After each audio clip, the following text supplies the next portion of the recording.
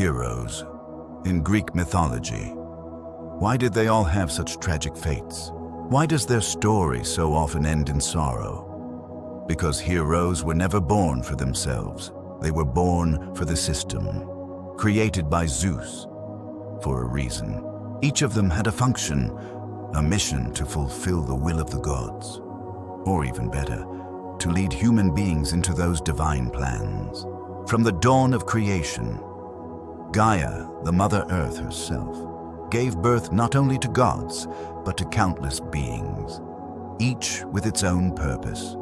Yet many of them later stood in the way of Zeus's great project, the project that replaced the ancient order of the Titans. Zeus overthrew the Titans, but their offspring remained. Chimeras, typhons, gorgons, dragons, hydras, and other ancient creatures. He could not destroy them all alone. And so, he needed heroes. Every hero was born under hardship. Every childhood filled with trials. They never complained. Most of them already knew that no happy ending awaited them, and those who dared to disobey the gods, who tried to follow their own will, were simply deactivated by the system. Zeus had to construct his reality, and the desires of mortals meant nothing to him. Let's recall some of these heroes. Bellerophon, son of Poseidon, or in another version of King Glaucus of Corinth, descendant of Sisyphus. He killed his own brother by accident and fled his homeland to escape blood revenge. But fate followed him. In Tiryns, he was falsely accused by the queen. King Proetus sent him to Lycia, where he received an impossible mission to slay the Chimera, a monster born of Echidna and Typhon, children of Gaia herself. Of course, it was the will of Zeus. He wanted to erase the last offspring of Gaia. Athena, born from the mind of Zeus, helped Bellerophon. She guided him to catch the divine horse, Pegasus. Riding high above the mountains, Bellerophon rained his arrows down upon the Chimera and killed her. He defended Lycia, fought the Solymi, and even subdued the Amazons. But when his mission was done, and the gods forgot him, he tried to remind them. He attempted to fly to Olympus itself on Pegasus. Zeus sent a gadfly to sting the horse. Pegasus reared, and the hero fell. Crippled and blind, Bellerophon lived the rest of his life in silence and shame. Perseus, son of Zeus and Danae. Even as a child, his life was cursed by prophecy. His grandfather, King Acrisius of Argos, feared the oracle that said Danae's son would bring his death. So he locked his daughter and her newborn in a wooden chest and cast them into the sea. But the will of the gods saved them, and they were found by fishermen on the island of Seriphos. When Perseus grew up, he had to defend his mother from King Polydectes. Polydectes, in revenge, sent him to slay the Gorgon Medusa, whose gaze turned all who looked upon her into stone. Medusa, too, was a descendant of Gaia, born of the sea god Pontus, and so another obstacle to Zeus's order. Once again, Athena intervened. She hated Medusa, for Poseidon had desired her in Athena's own temple. Athena gave Perseus a polished bronze shield, so he could see Medusa only in reflection. Hermes gave him a sword. The nymphs gave him a helm of invisibility, winged sandals, and a sack for the Gorgon's head. Perseus succeeded. He slew Medusa, saved Andromeda, and freed his mother. Yet prophecy fulfilled itself. One day, accidentally, he killed his grandfather Acrisius.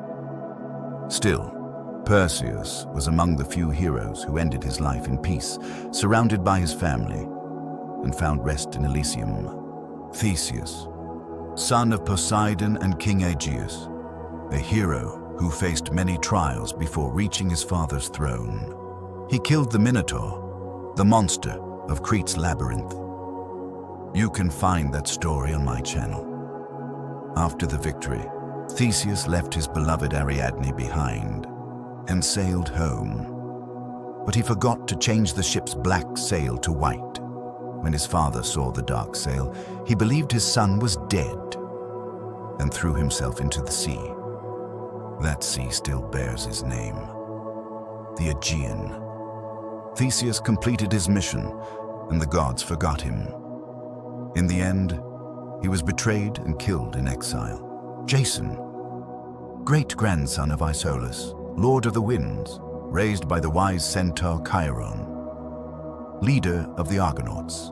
His mission, to retrieve the golden fleece, to slay the Colchian dragon, and to bring Medea back from Colchis. Again, Athena guided him, the mind of Zeus. But Zeus desired power over Medea, granddaughter of the sun god Helios, descendant of the Titans. Then, another force intervened. Hecate, daughter of Tartarus and Night, sister to Gaia herself. Even Zeus would not oppose Hecate. And so Medea regained her mind and her freedom. When Jason's quest was done, the gods lost interest in him. He died forgotten, crushed by the ruins of his own ship, the Argo. Heracles, the most beloved of all Greek heroes, son of Zeus and Alcmene, twin brother of Iphicles, born from the same mother, but different fathers. Heracles' life was pain from the start.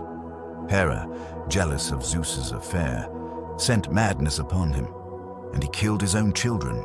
To atone, he served King Eurystheus and performed 12 impossible labors: the Nemean lion, the Lernaean hydra, the Cyrenaean hind, the Erymanthian boar, the Augean stables, the Stymphalian birds, the Cretan bull, the mares of Diomedes, the girdle of Hippolyta, the cattle of Geryon, the golden apples of the Hesperides, and Cerberus, the hound of Hades.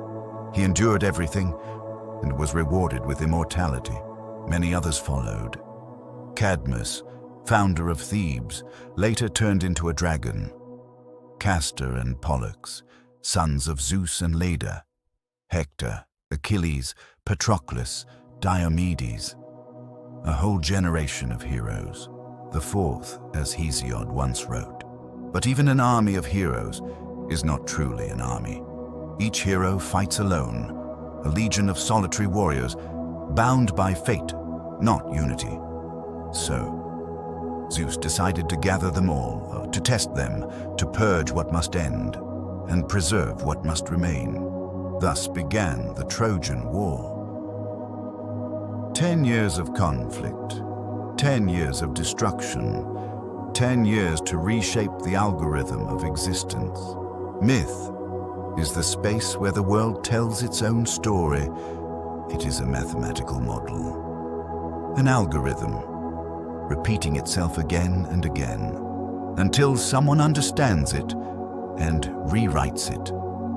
Until then, those who wish to be heroes, who wish to wear that mantle, should remember these tales, because the patterns of destiny always repeat. We shall continue our search and our decoding of the myths.